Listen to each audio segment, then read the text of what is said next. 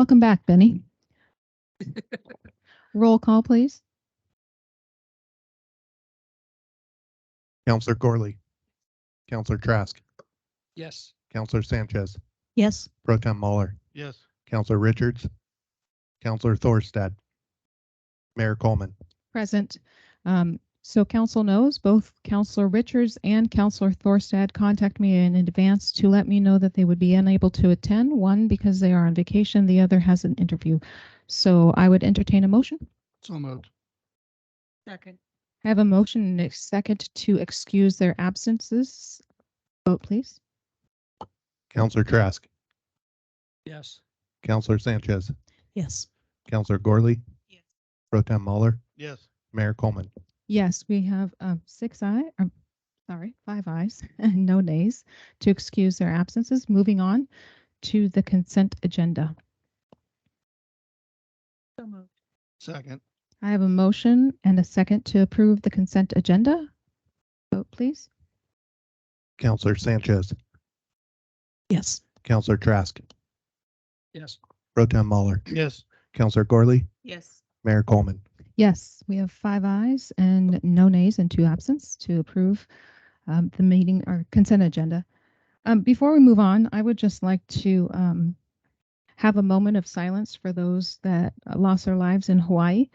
It really hit home, I think, for the rest of us, knowing that they were experiencing a fire and we were also experiencing a fire, but we had an amazing team working on our fire that were able to contain it at, I believe it's at 60% containment now. And I'm going to say some more about our firefighters later, but I just would like to take a moment of silence for those that lost their lives in Hawaii.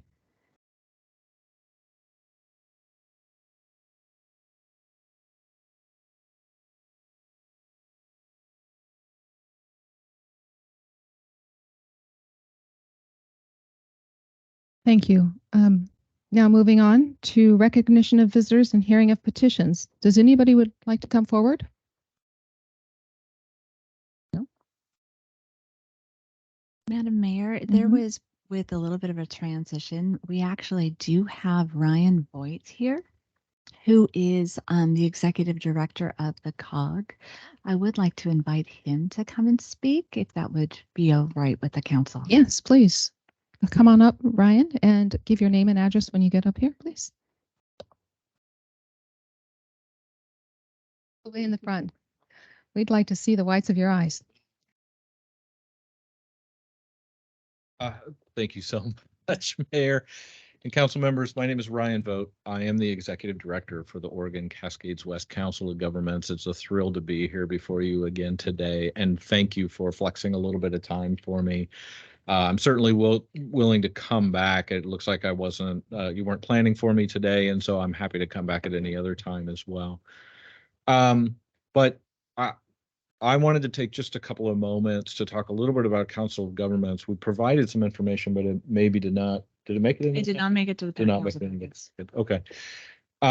So as a voluntary government entity that serves Linn, Benton, and Lincoln counties on behalf of member agencies, we, as a Council of Governments, there's no 2 Council of Governments that are the same. There's 6 of them in the state, does not cover the entire state, and we do a lot of different things. We have a member of our board who likes to refer to us as a friendly octopus because we have our hands in so many various things. I will make sure I get information over to you so you have a better sense of kind of the places that we are in the playground and the footprint of Sweet Home. But really, I had anticipated some of that information would be there and I could come and just field questions for you today. I did want to share, though, a couple of things that are newer that we are in the middle of right now. We have recently begun assisting in IT services for the city of Sweet Home, including the fire department, I believe, and that's a new contract for us. We had enjoyed a longer relationship with IT services a number of years ago under a previous tech services director, but our new tech services director is really phenomenal, and hopefully you're getting the services that you'd like there. We also do a lot of work in the planning space, and some of the things that we've been helping with or been part of is we're assisting and helping with the mill property cleanup and brownfields work and various levels of brownfields grants coming to the area. I know that Anne, who is our kind of rural contact specialist, has been working with people in your city on your wastewater project to try to see if we can help connect you to grant resources and money coming in from the Economic Development Administration. And then, of course, our largest footprint is really in seniors and people with disabilities. And so we run the Seniors and People with Disabilities program on behalf of the state for the 3-county area. And we also provide other services for seniors like the Meals on Wheels program and senior volunteer program. So again, my deepest apologies for whatever scheduling concerns there had been there. I'm happy to field some questions. Otherwise, if it's okay with the council, I'll make sure you all get some information, and I would welcome an opportunity to come back when you've had a little bit of information in front of you in case you have additional questions. I have a question. Yes, go Madam ahead. Mayor. Mhm. Is that okay? Got to ask. Did you said something about IT? What you, give me some information on that. Yes, as a regional entity, we we have a number of services that are part of a menu of services that we can provide. And right now we are in an intergovernmental agreement where we are providing some technical support to the city of Sweet Home. You have had a contract before with a different provider. And my understanding is, hope I'm not out over my skis, but my understanding is that contract was not necessarily rendering the services or the customer service that you all had anticipated from that contract. And so in conjunction with our tech services team, we've been able to come in and do an assessment of the city's, really the city staff, computer networking system, computer hardware, software needs, and have built out a plan to assist in transitioning to a more robust system. That includes us doing help desk support. We're doing help desk support as well, I believe, for the 911 call center and helping them with some of their work, and just recently started replacing some equipment and helping out with the fire department, is my understanding. So we have fiber here. You guys okay with that? You know how? Because I know it's whole different. I used to be employed there, but it's completely different. But it sure makes it a lot faster. Yeah. So I would say yes. My tech services team absolutely knows how to do that. I don't. That's why I let the experts do it. But yes, they absolutely know what it is that they're working with. Our tech services director is one of the incredibly bright stars that we have at the organization. I couldn't be more thrilled to have him, and I'm hopeful that you are experiencing great customer service and a wealth of knowledge and having him and his team. Is it like 50% cheaper than it was? I think it is quite It's a bit. actually more than 50% cheaper. Yeah, And I think there was I was just no, but it's really a fair question, Counselor. My understanding is there because of this, and I would certainly ask the city manager, who's probably much more in tune with the actual numbers. But my recollection was when we got in, there was failing hardware. There was software as well that had not been maintained or updated as your contract suggested that it should be. And so I believe that there was an advocacy for some initial upfront investment that would upgrade life cycle replacements and things like that and get you on sound servers. But the ongoing maintenance of the contract has been coming in considerably lower than we thought it was going to be. And I do believe that we bidded it half or less than what your previous contract was. Well, my opinion is that, typewriters are fine. I don't know what these guys could whine about. You know what I mean? Thank you, Yeah, Counselor. yeah. I've gotten to a place where I actually can't read my own handwriting anymore because I have to type. Thank you for coming. Thank you, Counselor. You want to say something? If I can just add a couple things. So, Director Vogt did send this through. It did go through to Julie. And so I apologize that we didn't have this as part of the agenda packet. But we will have it on the next agenda or whenever it is convenient for you. And it's also been great working with you all so far. So would love to have you back. I have one more question. At the health fair this last Saturday, I learned that you guys also provide some sort of transportation for people in need. And can you explain that a little bit further for people? Because I don't know if they understand what you guys provide for us. Absolutely. Thank you, Mayor. We're actually fairly heavy in the transportation space. We staff and run the 2 metropolitan planning organizations that are in the 3-county area. But I think you're referring specifically to our Ride Line, which is our non-emergency medical transportation brokerage.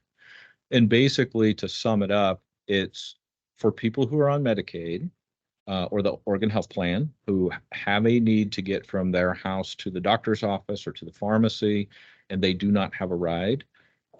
They can call us and we will arrange a ride for them. So we're kind of like almost like an Uber brokerage. And you probably see cars driving around Willamette Valley Transport, things like that, maybe have a wheelchair on the side or what have you. So we do that for the 3-county area. And you will see when you get the information, you will see a little bit about our footprint actually in Sweet Home. But for the 3-county area, we arrange between 500 and 600 rides per day. Wow. So it's a pretty busy orchestration of the phone call bank that we have going on. That's wonderful. And we actually are in the middle of a new conversation with the Express Mm. group in Lebanon that I know does some additional work in East County. So Nice. So, Madam Mayor, I Yes. do have a question because of that. Mhm. So, Samaritans, is relocating their offices, right? And so that might provide difficulties for some of our community members to be able to go out there and get appointments and that kind of thing. So when you have transportation, what is the notice? Is it something they can get the day of if they so choose, or does it have to have like a 24-hour notice? Is there a cost associated with that? How does that work? thank you for the question, Counselor. By and large, when people are calling to schedule appointments, our hope is that they can give us at least 48 hours advance notice because they normally know when their doctor's appointment is ahead of time. That makes it easier for us to work with the various entities that are providing the service to try and make sure that we can set up the ride for them. We certainly encourage people if for some reason they have an appointment that's just popped up. I know anymore it's hard for me to get into a doctor, and sometimes I get myself on a waiting list and they'll call me in the morning and say we've got something at 3 for a cancellation. We would certainly entertain the phone call. We just can't guarantee we can make the ride. But we also, if they can find somebody else to drive them, we will reimburse mileage. So that is another way to help make sure that they can get to their appointment. Yes, it was my understanding there's going to be a walk-in part of the new facility, and some people can't Oh, afford it. like an and urgent then- care? Yeah, Okay. and then because Share Bus will take 24 hours, I believe, or 48 Mhm. hours to be able to do that. So it has to be a regular like appointment for them to be able to attend those. So just If- wondering. As of right now, in order for us, because we contract through service providers and we assist them with the actual scheduling, so it's not quite as free form as like an Uber or a Lyft service would be. But as those needs continue to emerge, we're always assessing the market needs. And so if we can find other brokerages that are willing to provide service, or if we can contract with a local bus service or van service or something like that, that's going to get people to and from, we would certainly entertain that. Thank you. Of course, thank you, Council. Any other questions of council? Thank you so much for coming out, Director Vogt, and please feel free to come back again after we receive the information. Thank you. I appreciate it so much, Mayor. Thanks for squeezing me into your Mhm. schedule.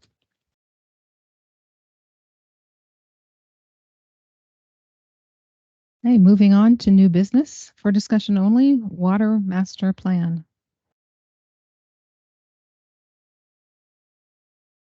Thank you very much. So, Director Springman is not going to be available to go over this, but I do want to thank him and Trish Rice and Stephen Haney for the fact that they have all been working with West Yost on making sure that these master plans moved forward.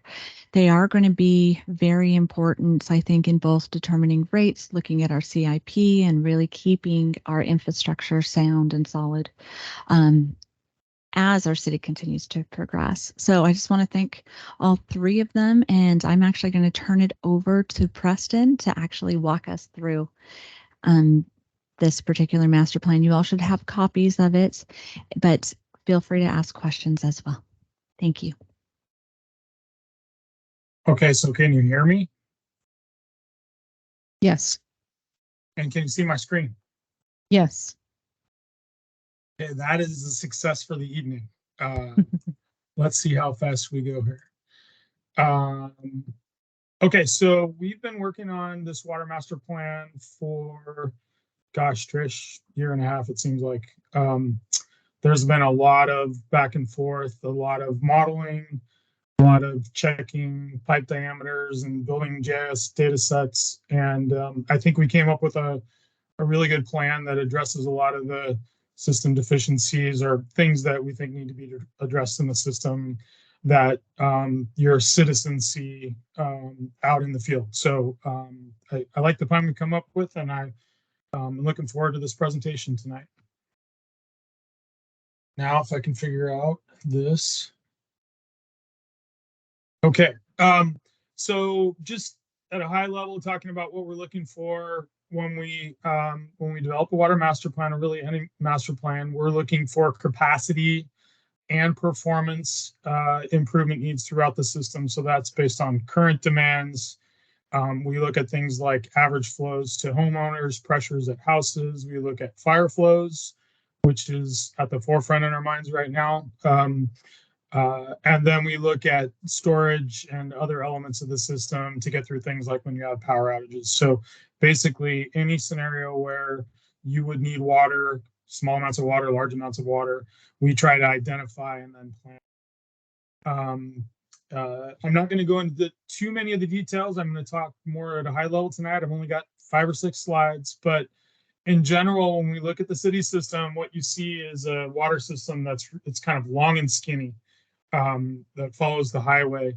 One of the challenges that we saw early on when we were looking at the pipe sizing throughout the system is there's not, the water treatment plant sits up. Can you all see my cursor? Is it moving around on the screen or no?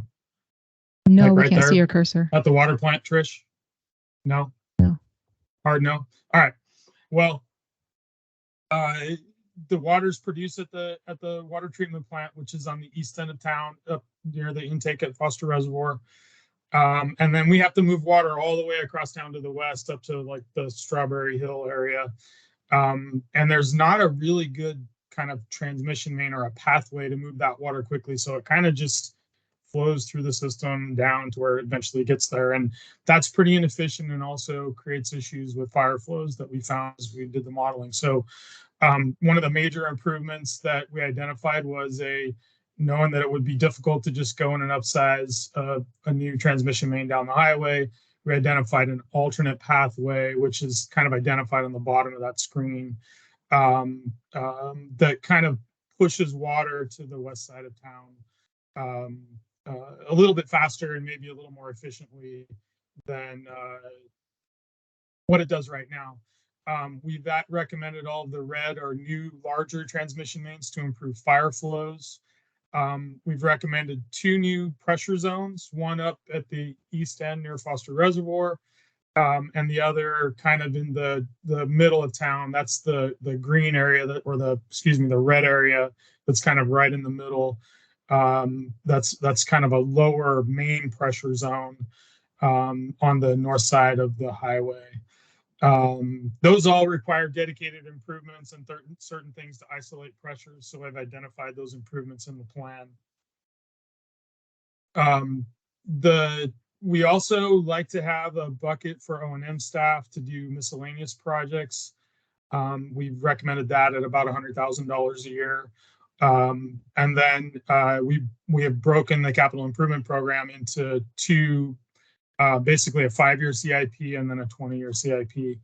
The elements of the CIP are capacity and reliability, fire flows. There's a lot of small diameter water mains that don't have a lot of capacity that we've identified and have been upgrading even over the last few years. So that would continue. there's not a huge amount of seismic needs in the city. It tends to be a fairly stable zone, unlike a lot of areas of the state, especially in the Willamette River Basin.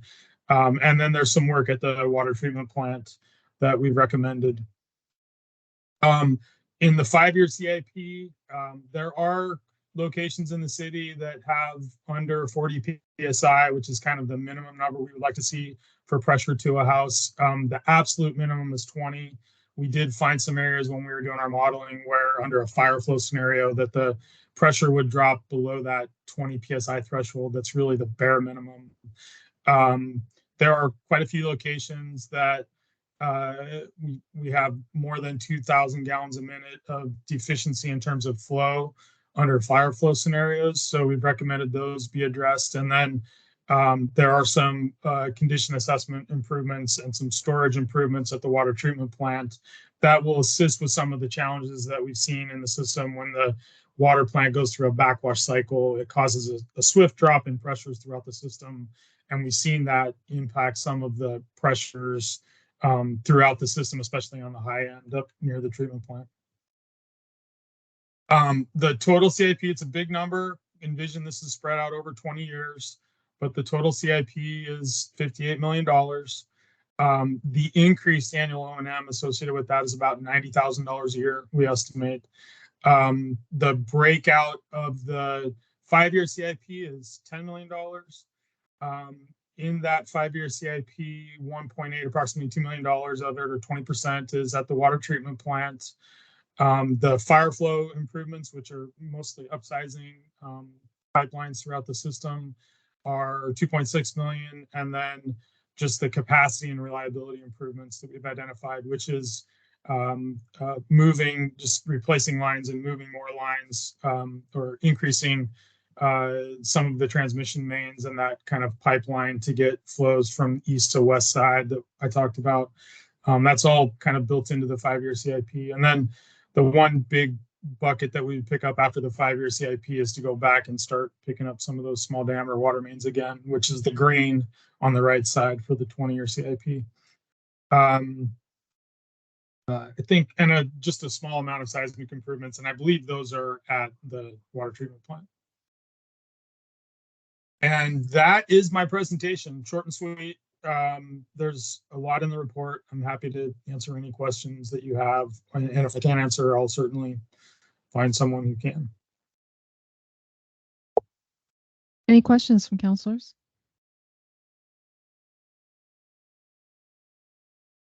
I only had one question, and it's a really minor question, Preston, but in the beginning, there's a description of where we get our water from.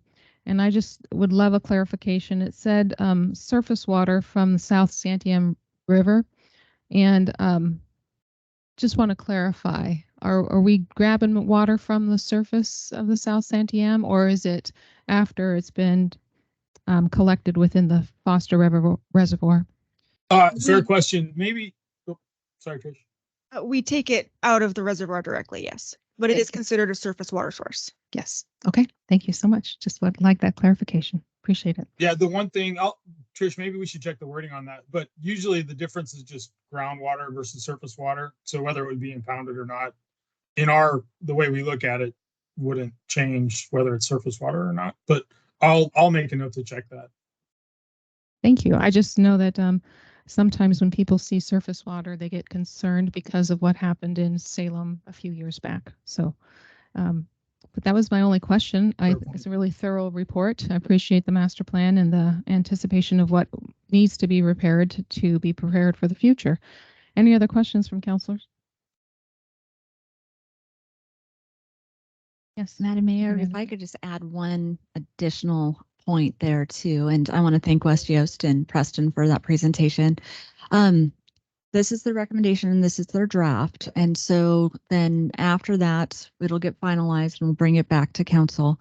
We also are looking at it internally and with finance on trying to develop a CIP for the next 20 years where we can talk about how projects could be staged, and we will be including some of that information in our rate review and so forth. So I just kind of wanted to give that, and this is something that we are looking at internally, that we will try to come back with some additional recommendations after hearing West Joe's recommendations as well.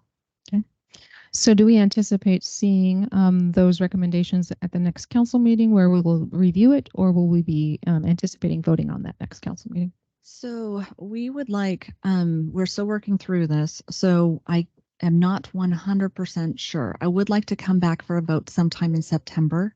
We may choose to do a presentation and then come back for a vote. It depends, or we may choose to do a workshop. It depends on, as we're kind of dialing into this, because it's fairly new for us to be reviewing all this as well, how much of a discussion we feel like we need to have before we want to bring it forward for votes. Thank you so much. Thank you. Moving on to the next item on our agenda, discussion only, stormwater master plan. All right, and I would actually like to introduce Civil West, and he has a whole presentation for us. But I also, again, want to thank everybody for all their hard work on this, and especially Trish Rice and Stephen Haney and Greg Springman and everybody. This has been an ongoing process, and it's one of those things that's really easy to have fall on the back burner, but they've been working very diligently on moving this forward. So, floor is yours now. Thank you. Name and address for the record, please. Sure. Matt Wadlington, Civil West Engineering, 200 Ferry Street, Albany. Thank you. So Civil West, over the past year and a half, probably about the same time as the Water Master Plan, has been preparing this Stormwater Master Plan for the city.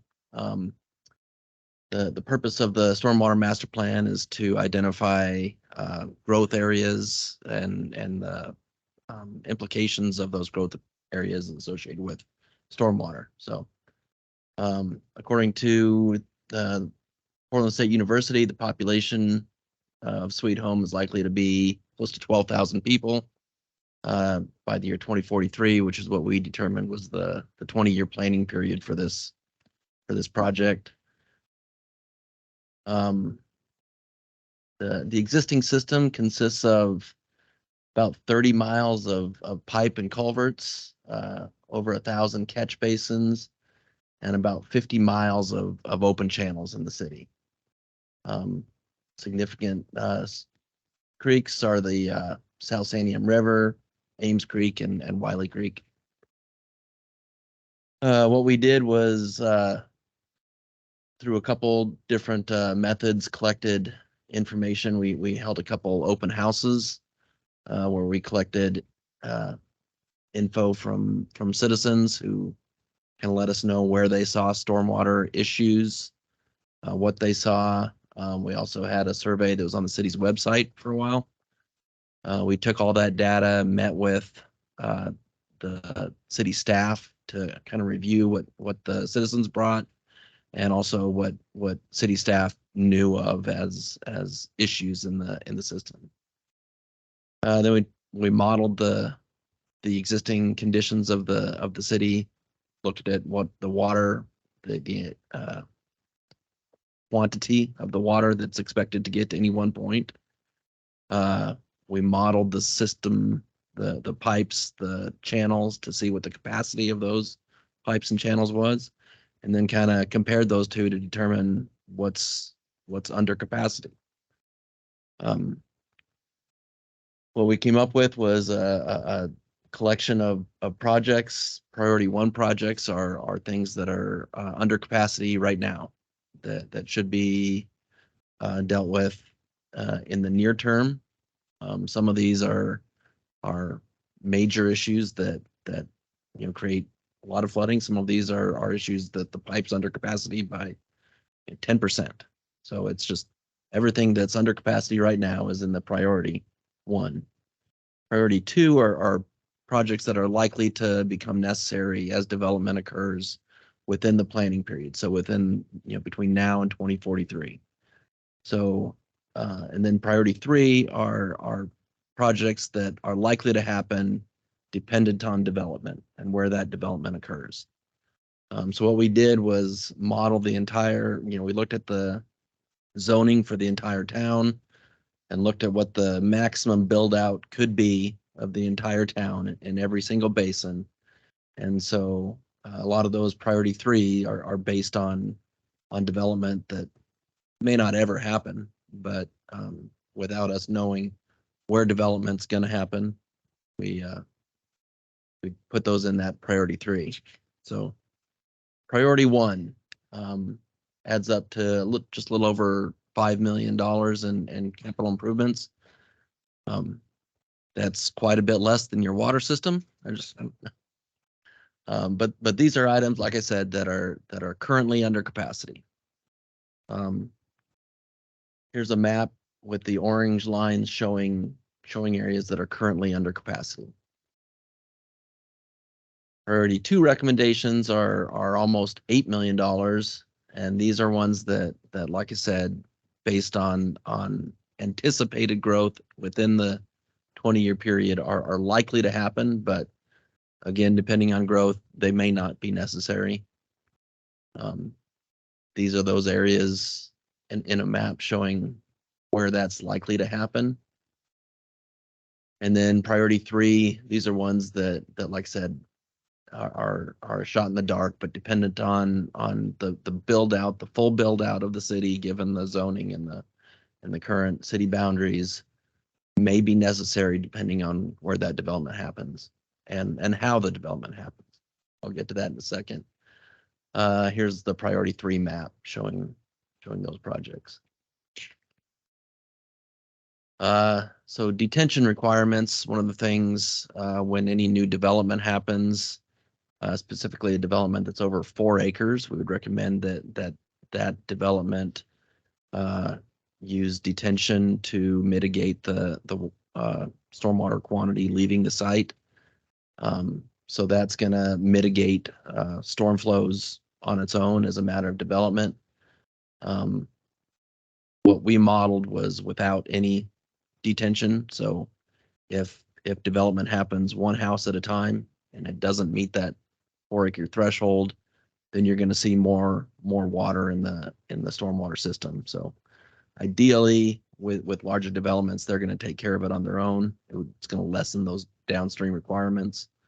But again, without us knowing what the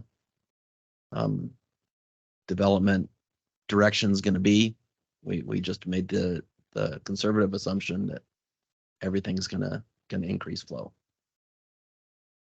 That is basically my presentation. So I appreciate your guys' time and certainly patience with us as we develop the report. I know that this has taken quite a while of staff's time and your time, so I appreciate the plan. I have a question regarding our population size and the laws that the state have implemented regarding cities over 10,000. Have all of those been included within this master plan, I would anticipate? There has been discussion at 10,000 people, the city is eligible to be included in some of the city's bigger programs. It's not required. It's not a city choice. The state comes down and says you are going to do this, but it's not imminent. It doesn't necessarily have to happen. But we did account for that in the report. Okay, great. Thank you. I also had another question, but this is more for city staff. Are detention requirements included within our codes or developments? Currently, to my knowledge, our only location of the detention requirements is the master plan. Okay. So we are going to look at the code for possible updates. Okay, great. Thank you so much. I think right now the standards say that it references the code or references the master plan. And so that's why in the master plan, we put the language in there about detention requirements. Okay, wonderful. At 4 acres. Good. Any other questions of counselors? Madam Mayor, may I say something? I don't have a question, but I just want to say thank you for working on this. The people in my neighborhood have been flooded by stormwater, and so we're really appreciative, as have other places in the city. And so it's something that we really need to get done. So thank you. Thank you so much for coming out and having that presentation. Appreciate it. Thank you all. Okay, moving on to the next item on our agenda, the Willow Yucca Street Neighborhood Local Improvement District. Thank you, Mayor. This has been a long time coming, and I apologize for how long it has taken. Confluence of factors have delayed it to this point, but as you may recall, the council voted in 2021 to form a local improvement district for the Willow and Yucca Street neighborhood at the end of 18th Avenue.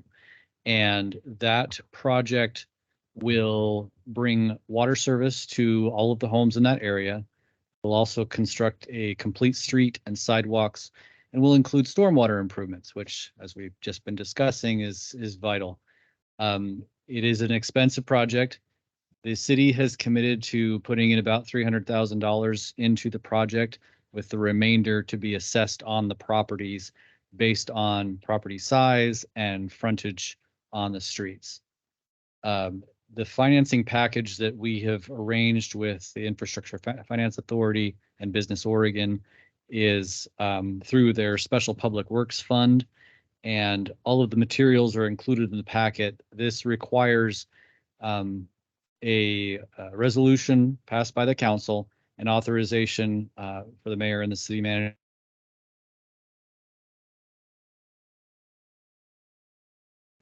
finish the project. Once the financing is arranged and approved, we can then put out a request for proposals for a firm to design and build the improvements. That information of what it's going to cost will come, that's when the numbers really get finalized, is when we get back those bids and get the project started. At that point, we will need to have another ordinance passed that would assess the costs on the properties involved in this local improvement district. And so we have estimates, but of what this will cost, but they are certainly just that. They are estimates. And when it comes to putting things out for bid, we do our best, but we understand that the private market has different ideas about what things cost. And so like I said, the agreement with Infrastructure Finance Authority is in your packet. It includes an interest rate of, I think, 3.6% annually. And the total loan amount would be $2 million, $59,815. The payment, the great thing about this, the way this is structured, is that the payment, the first payment doesn't occur until 90 days after the project is completed. But that's the December after that point, the December 1st after that point. So depending on how the timing goes, we could be over a year out from a payment that we have to make on this project between the time that the project is completed and our payment date. It just depends on how the timing shakes out. The great thing about that is that it gives us time to assess properties for that. And of course, during the entire time that that construction is happening, we can get the ball rolling on that and be prepared for those payments.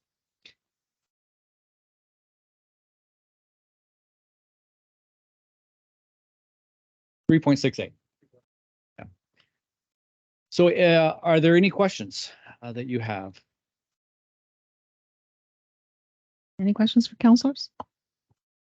So, if you don't mind, so the estimates that we gave the property owners some time ago would probably be significantly higher than, correct? Yeah, during this process, obviously the original estimates that were given in 2021 are certainly not completely valid anymore.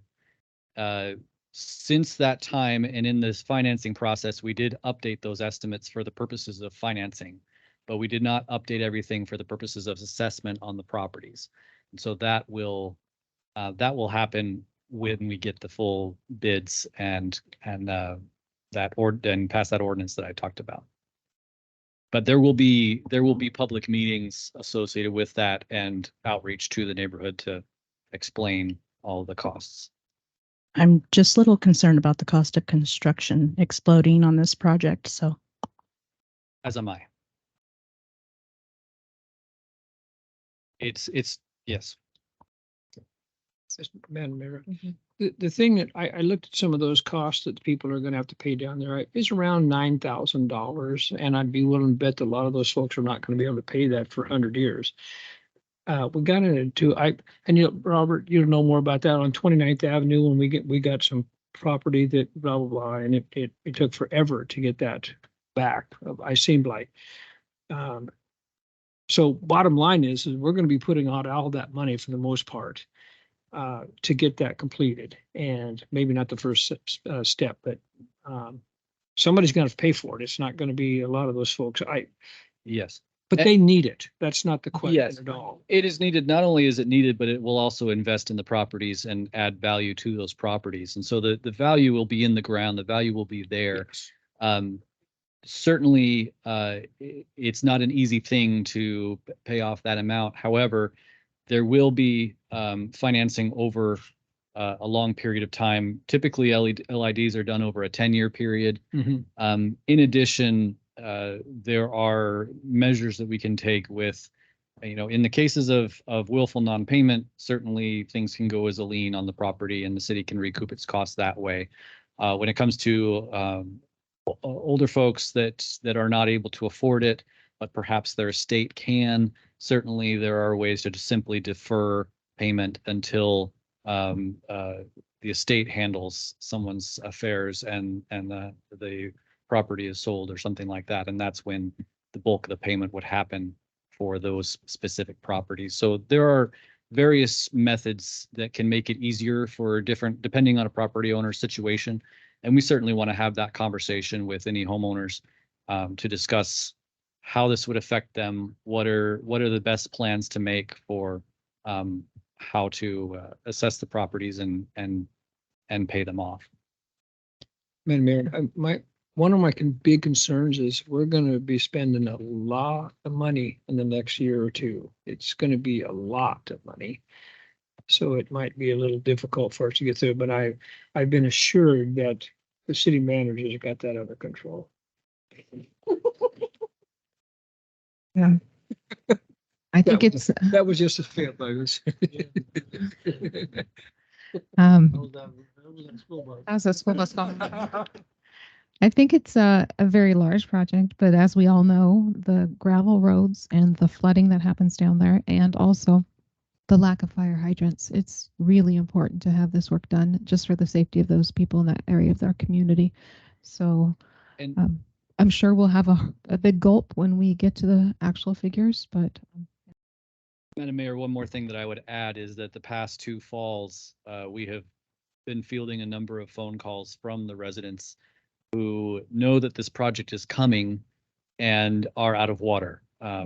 Either their wells have gone dry or some other factors that are preventing them from getting enough water. So there is a lot of interest in the neighborhood, and people are eager for this to happen.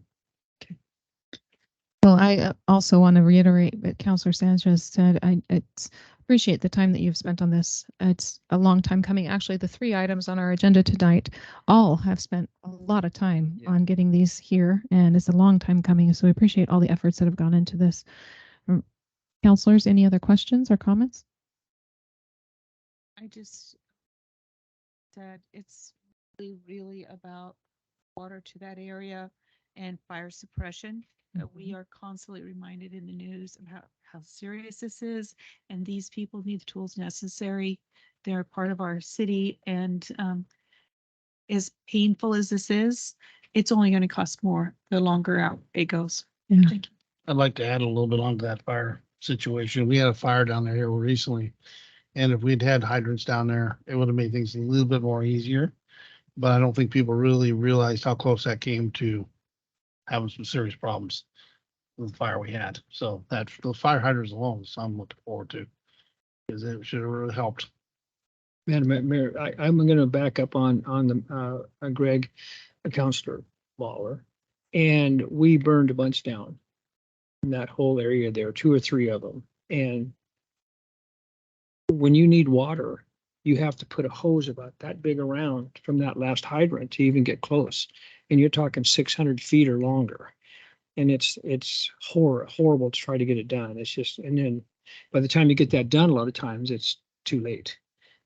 So anyway, but yeah, that's the water is big deal, and so is the water for the fire. So anyway, we need to do it. I'm not complaining about that, but anyway, and thanks for you guys. You guys do a good job.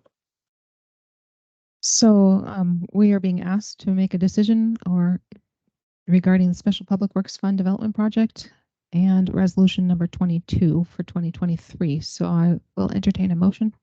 So moved as recommended. Second. I have a motion and a second. Roll call, please.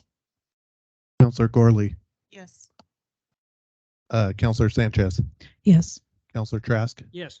Pro Tem Mueller, Yes. Mayor Coleman. Yes, we have 5 ayes and no nays, 2 absent.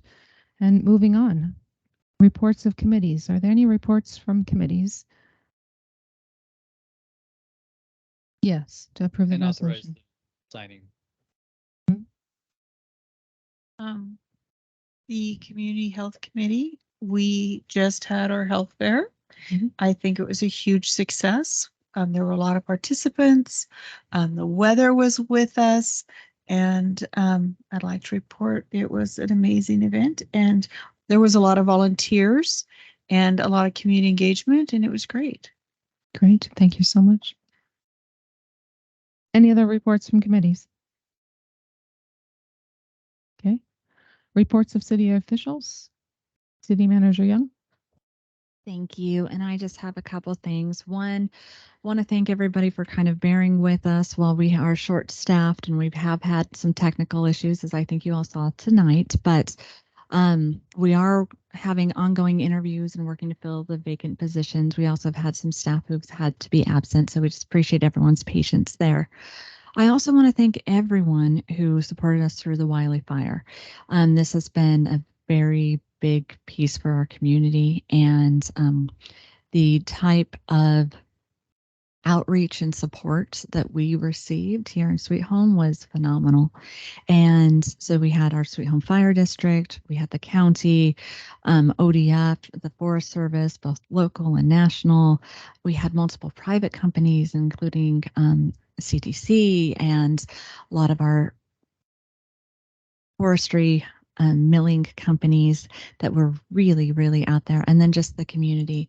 We had a huge outpouring of support for our firefighters, trying to provide food and time. And the school district was housing all of the fire district.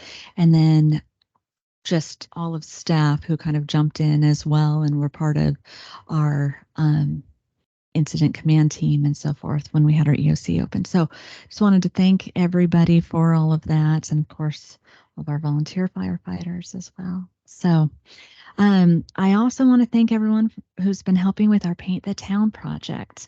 We are coming in on our last weekend of volunteers. And it is amazing to see kind of what's been going on out there. So I want to thank everybody. I want to thank the Arts Committee as well as Miller Paint and Fitzpatrick Painting. If you see either of those companies, please let them know how much we appreciate them. They have been contributing tons of time and money and PR and everything. And the way that this has been impacting our town has been really, really exciting. I've been in a few different meetings with other city managers and having to do with the Wiley fire, and people keep wanting to talk about Paint the Town and what's going on in Sweet Home. And I've even had people from out of state who are aware of what's going on. And so that's been really exciting. This last weekend is this weekend on Friday and Saturday. We will be painting Sugar Vibes, Ridgeway Health, and Figaro's. And we will also have Miller Paint out there to help us paint on Friday. They're going to be working on Figaro's. We'll have prizes and games, including a raffle. And we've been getting people who've been donating prizes for the raffle, including Ridgeway Health and Figaro's Pizza and quite a few others that we'll continue to thank. Jamie Melcher, yes. And we will also have pizza and donuts, and there will be some water games that our library director is going to be overseeing, as well as some other games. Thank you. And so I hope to see as many people out there as we can as we do sort of one last kickoff on this. Fitzpatrick Painting will probably still continue to help us for a little while, but we want to get as much done as we can. So just wanted to say that. I also wanted to reiterate, I got to spend a little bit of time at the health fair and it was fantastic. So kudos to everybody who was involved in that. Also today and tomorrow, I am as part of the Orange Frog Ambassador Training, and Director Daisy is as well. And I want to thank the school district for inviting us to that. It's been about bringing positivity and improving both the positivity and the reputation of Sweet Home, and just been a really nice thing to be a part of. So I wanted to thank them for that. And that's all for me. Thank you. Well, thank you, City Manager Young, for having such good connections with our school district and participating in the Orange Frog. I don't know what it's called, sorry. But I also wanted to thank some specific people regarding the firefighting efforts that happened. Incident Commander Chad Calderwood of ODF South Cascade, Chief Nick Tyler. I think they all did a great job of communicating and keeping our community in the know on what was happening. They worked with city officials and city staff. I want to thank Nikki Swanson as well, the Sweet Home Ranger for the Willamette National Forest, Oregon State Fire Marshal Rick Lentz, he's the emergency manager for Lynn County Sheriff's Office, Milt Moran from Cascade Timber, Gustina Resources, they were also up there. Few stories stand out to me, and when the bridge was replaced or a new bridge was built in less than 48 hours because of CTC's leadership on that, that really helped with the firefighting efforts. Weyerhaeuser, also the school district, I was told by firefighters that they were just amazing to work with, especially Darren Schultz, in charge of the maintenance over there. He was great and helped in many ways. Commissioner Springer and Commissioner Tucker both were reaching out. Commissioner Tucker was able to get some air conditioning units for some elderly people in our community, so appreciate that. Congresswoman Lori Chavez DeReamer also was checking in. Citizens who followed the rules regarding, no fires and just being supportive of all that was happening and staying out of Green Peter. When, we want to go and play on a hot day, people follow those. Also, Angela Tack Food Service, I was also told by firefighters that there was amazing food as usual, so appreciate that. And a U.S. National Forest Service worker said that he's an introvert, but he came to me and he said, well, normally I take off my uniform when I go grocery shopping because he lives in this community when he goes to the grocery store, but during the fire he left it on so that people could come and ask him questions and he would give them accurate information. And so I just want to thank everybody. One comment that stood out to me was an individual directly involved with this said they'd never seen so much cooperation from all different entities, and that is why we were sitting at 60% containment, is because of the cooperation of everybody. So I just want to say thank you to everybody who worked so diligently to keep our community safe. So moving on to the next item on our agenda, which is department directors' reports. Any questions from city councils regarding department directors' reports? Nope. Okay. Any council business for the good of the order? Madam Mayor, may I say something? I just want to take a few minutes of everybody's time, if that's okay. I thank you for having a moment of silence for those lives that were lost or are missing in Maui. I actually got back from Maui early this morning. I went and volunteered with Pacific Birth Collective, an Indigenous birthing right advocate group, to help those women and children with their needs, and they're fearing about 1,000 of the missing and dead are children. So it's really important that you guys don't forget them. It's really hard for them to open up to outsiders. They're grieving the loss of Lahaina, which is their kingdom capital. United Way has been fantastic to them. And if you could support them with your tourism, they've completely come to a halt. they're worried how they're going to sustain themselves, and the community is what's taking care of the community. So thank you for that moment of silence. And if anybody could give to the United Way, I would greatly encourage it. Thank you, Counselor Sanchez. Appreciate it. And thank you for extending your effort and comfort to them. So, any other council business for the good of the order? We will adjourn this meeting at 7:25.